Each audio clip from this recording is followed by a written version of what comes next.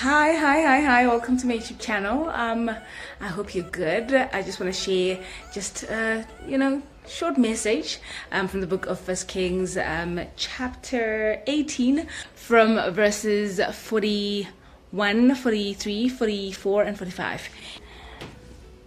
For there is a sound of abundance of rain, and said to his servant, Go up now, look toward the sea. And he went up and looked and said, There is nothing. And he said, Go again 7 times.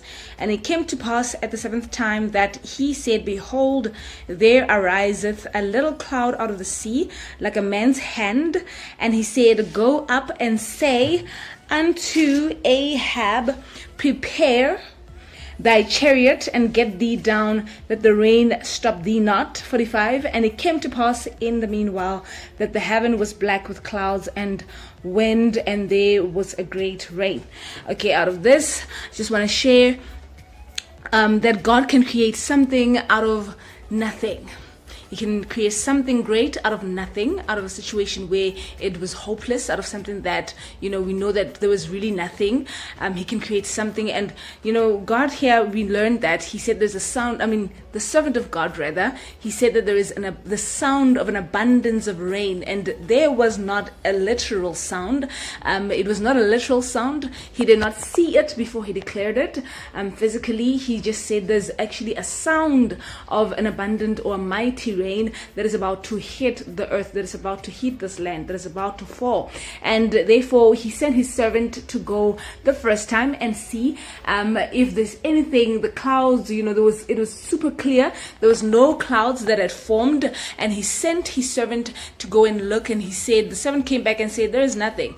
I can't see anything. He said, No, go 7 times and come back with a report. He had to go the 2nd time. He had to go the 3rd, the 4th, the 5th, the 6th time, and he only saw what looked as if a hand of a man or a fist of a man the 7th time. So that was, the persistency in this is actually what is important. I believe that if he had not went, more and more and more, over and over and over, there couldn't have been what actually took place. It shows that if we want something, we have to go, we have to be persistent. We should not just go and try out the first time and just give up just because there's nothing. We should not go the 2nd or the 3rd time and say, I can't do this. Maybe this is not cut up for me. I have to go on and on and on and on. If I really, really want this thing, if I really believe that this thing God has spoken over my life, I have to continue. I have to show persistency. I have to do something, my part. When I do my part, or when I do what God, requires from me to do,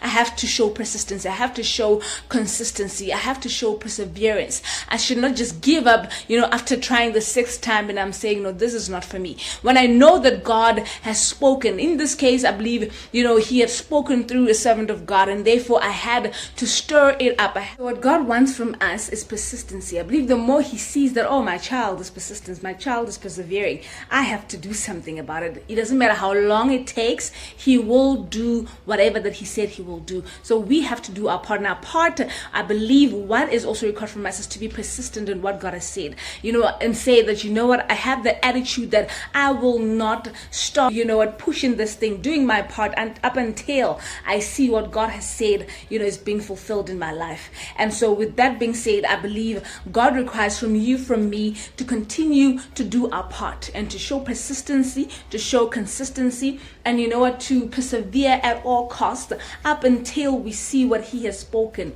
manifest in our lives, become a reality in our lives. And with that being said, love you, child.